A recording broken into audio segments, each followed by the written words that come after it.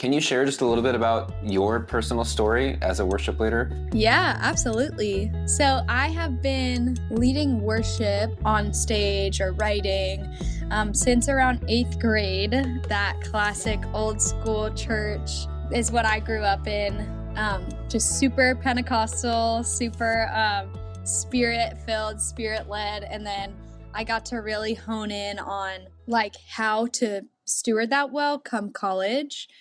When I moved from that church I was at, I grew up in Long Island, New York. And so I was at that church my whole life, and then came to Lakeland, Florida, and got to be a part of SEU Worship.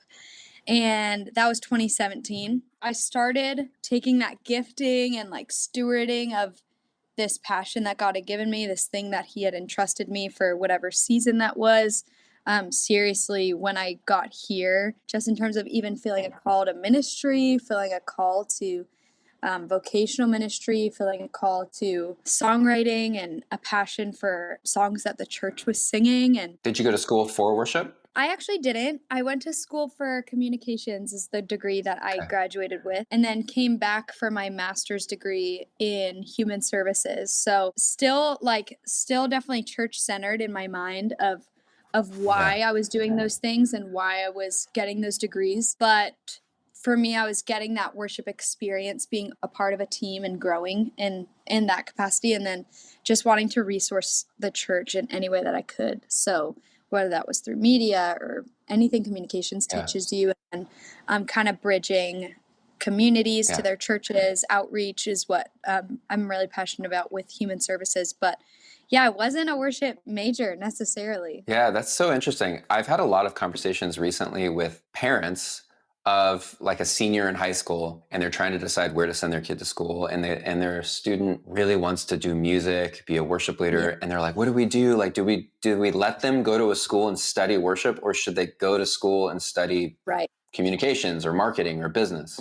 I mean, it's fascinating because at the time when I came into school, I actually wanted to do worship ministries, and my parents, who are very supportive people, but very practical people as well, they were just like, well, if you get on the worship team, then that experience builds your worship experience. Like, what if there was something else that you were also passionate, because they knew I had a bunch of different passions, that you could pursue in college. So I definitely wouldn't discourage anyone from getting a worship ministries or worship leader, worship pastor degree. I think it's very valuable, even in learning church history, theology, hermeneutics. Like, I'm sure all of those things go into a worship degree as well. For me, it worked out that, I had multiple passions. And so what's nice about worship is that it can be an extracurricular, that you can be a part of if your school, church, team, wherever you're doing your schooling has that for you to be a part of, and you do have other passions, then I would encourage, like, get really involved in a church or a worship team, get under some leadership. Don't stop growing in those areas, but you can definitely do both. It's more of an encouragement, but I definitely wouldn't discourage anyone who would want to get a worship degree, because I totally understand that as well. There's a big benefit to it as well. I know. Yeah. I've always encouraged them, like, for sure, wherever you go to school, get involved in a church, like get involved serving somewhere so that you are actually involved in worship. Yep. And you're around other songwriters or other worship leaders. Totally. But if you get a degree in like marketing, like you can use that marketing degree. If you're trying to do an artist thing, like you kind of have to be a marketer to be a successful artist. Or if you are a solo, if you're an independent artist, like you also need to know business. Totally. And communication. So yes, resourcing, the more you can resource is great. Okay, so SEU released their latest album, A Forgiving God, in June. It's an awesome album. We have all the tracks and all the charts at CCLI and Loop Community. Tell us a little bit about that album. Yeah, A Forgiving God is like so special to us. The really cool thing about SEU Worship, we're obviously not a church. We are still a worship team with a community. Our purpose, like first and foremost, is always to write for our community. We really experimented with instrumentation, soundscapes, lyrics, theme, We experimented a lot with that because it's really what our students were listening to and liking. And we have 3 chapels a week at least. So we get to kind of like create within those spaces. There's a specific chapel that we have, it's called Prayer Chapel.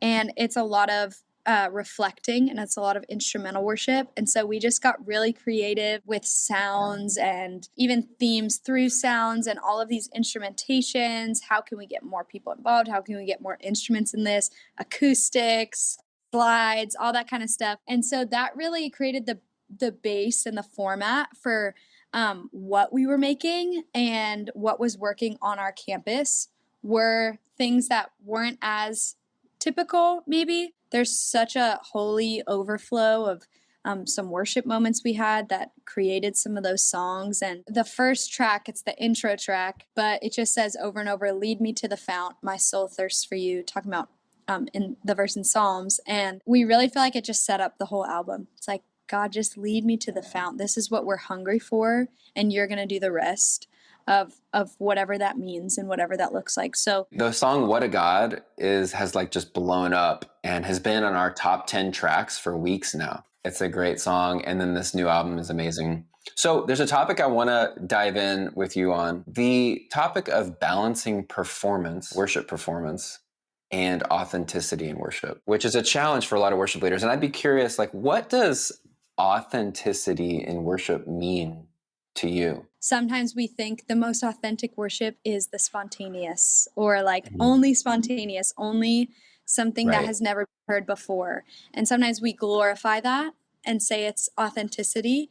But how can we bind that with truth? And not saying that that's not worship, or that's not, because it is. When I think of authentic worship, I think of how the Bible describes it, and that's with clean hands and a pure heart. When Jesus is talking to the woman at the well, saying, "The time is coming and is now here that the true worshipers will worship me in spirit and in truth." When I think of authentic worship, I'm thinking clean hands, pure heart, in spirit and in truth. In the Old Testament, like, who can ascend the hill of God?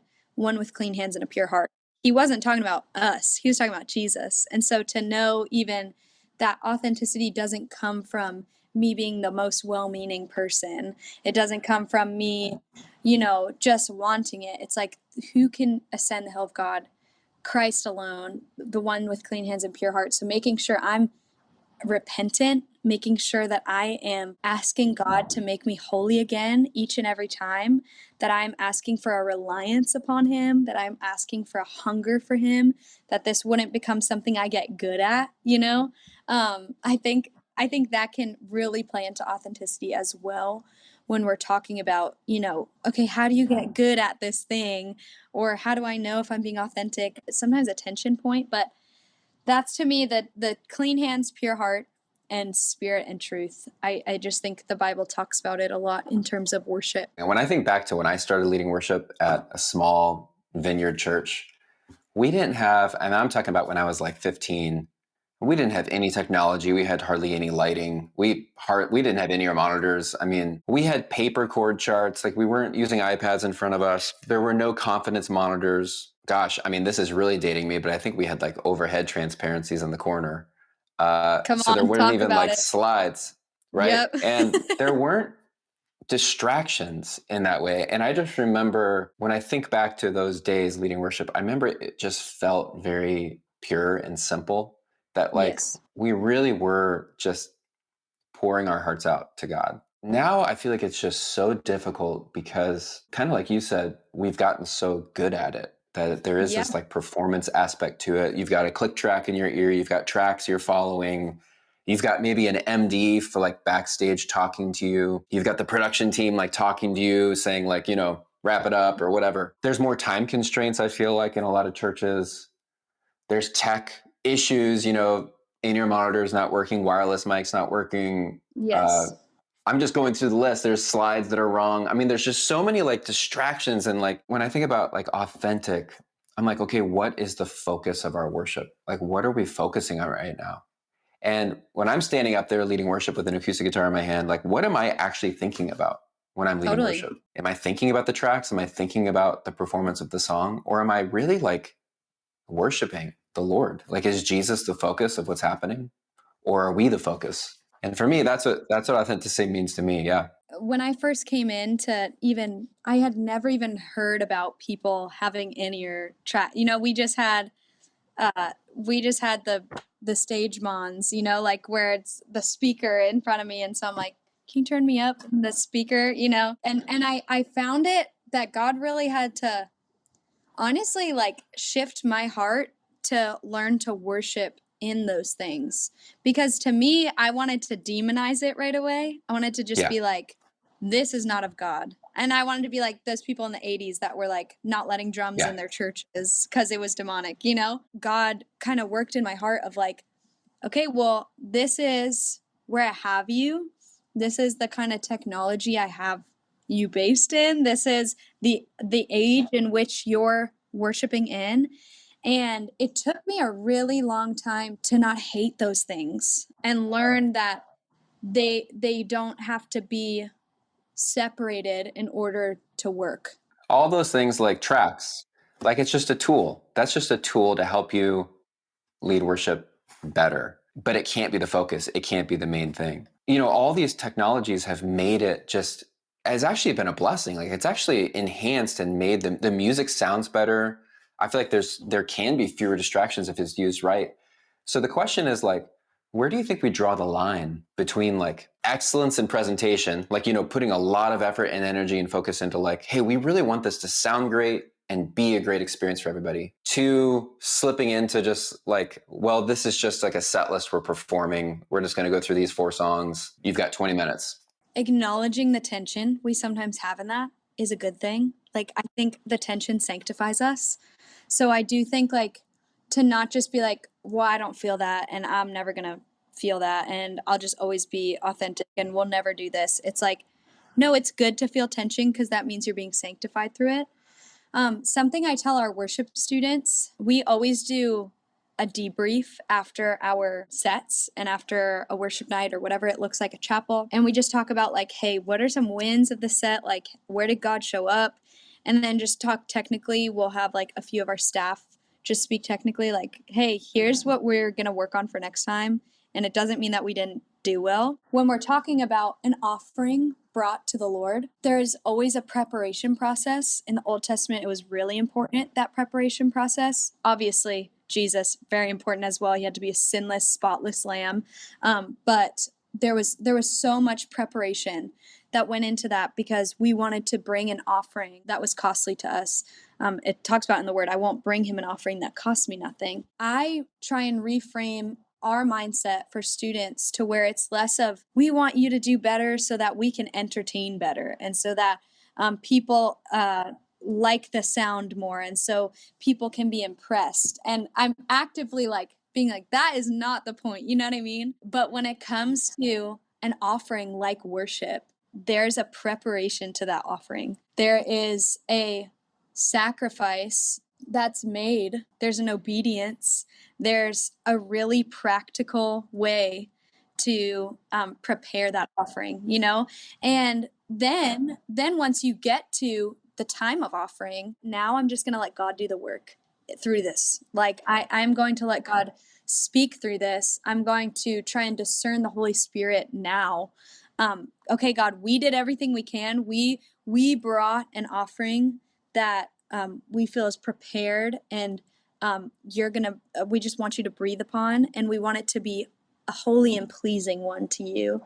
And then he could change it all from there. You know, he could change the whole set. He could, which I feel like we're always super open to, like, okay, what is it that he could change? Like, I just think there's a costly preparation to an offering that's holy and pleasing to God. And sometimes that's costing of my time.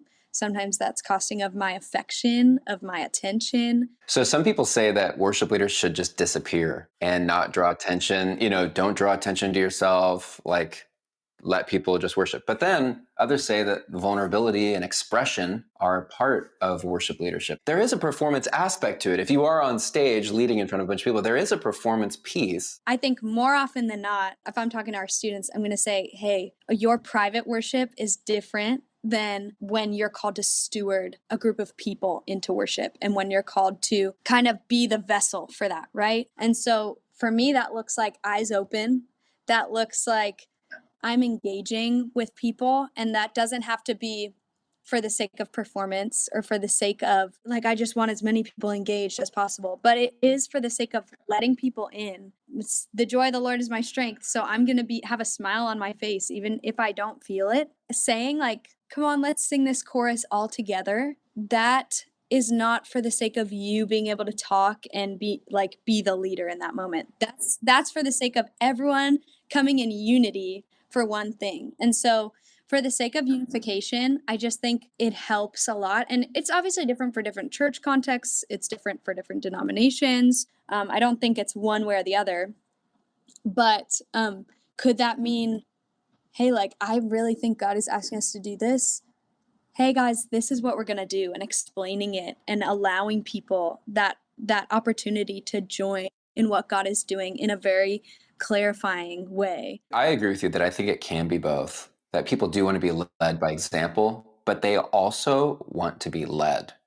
And someone has to be a leader. We've all been a part of like those friend groups where like nothing really ends up happening until like one person steps up and like is the leader. It's like, hey, here's where we're going. Here's what we're going to do. Here's what time you're going to be there. Exactly. And like you need that, and people need that. And so I think that I really do think there's a distinction between the private worship and then the congregational worship. And if you are in a position of being the worship leader, like leader is in that term for a reason, like you have the responsibility to lead the 200 people that are staring back at you. I think that like if you think it's a personal worship time, you're mistaken. That is like you've got all week long. You've got the 6 other days a week to have like as many personal worship times as you want. But when you've got 20 minutes and you have a responsibility to lead a couple hundred people in your congregation or how many people are out there, you got to take that and really run with it and lead people so that they can not see you, but that they can see Christ and experience his presence. And we're responsible for leading people to that. So I love what you said there. I think it's both and, because we can also do it by example. I have a question for you. If you're looking out and you're leading worship and you see like the congregation is not engaging at all, like you're leading them, you're doing everything you can to like lead them, but they're just like not with you. They're just watching you. Do you feel a pressure inside to push harder, or do you just remain steady? Because I feel like this kind of goes along with the performance piece too, of like, do you ever feel like, oh man, we need to just push harder to get them to engage? More often than not, I fall into that immediate mentality. Just my humanity will always like be like, okay, how, like, what now? I try to then immediately go to God while still leading, but going to God of like, I always ask these two questions. What is the Spirit speaking? And what does the room need? Spirit, what are you speaking? And what do your people need? Because I never want to make a decision based off of my own pride being hurt that people aren't responding, you know? And at the same time, I don't want to just back off of that tension that I feel because it's like, well, it's not about me. Let's just keep going. Because there could be times where your congregation doesn't understand what you're singing. Like maybe they don't understand why. Maybe they don't see the need for everyone to be jumping for joy or what the word says about the joy of the Lord. We talked with our team about how we are thermostats, not thermometers. And so we set the temperature. It's not like we don't care about a room, but it's like, hey, if God's speaking joy into the room tonight, like for this first song, we're going to have the most joy we've ever had. And you know, we can teach that, but like we're going to do it right away because it starts with us. And that's the leading by example piece. Exactly. Exactly. I think every time you have to set aside your pride of saying, this isn't about me. God, what do your people need? And sometimes that does mean they need to refocus or they need recentering, or it could mean, hey, like they're not responding, but I'm doing something in their hearts. And that doesn't always look like a lifted hand, you know? You have to be equipped with the word. You got to be equipped with the Spirit and ask like ask him at all times. And that's why like preparation is so important. You've got to be rooted in that word because, okay, now I'm going to set up this bridge. Say, hey, we're about to sing this, and it says in his word here, because the word is free authority. Whenever that stuff happens, I'm always like, okay, what verse can I speak? Because the word is free authority. I don't think it will always need that. There's times where God has told me not to speak, you know? There's times where God's like, no, like I'm doing something.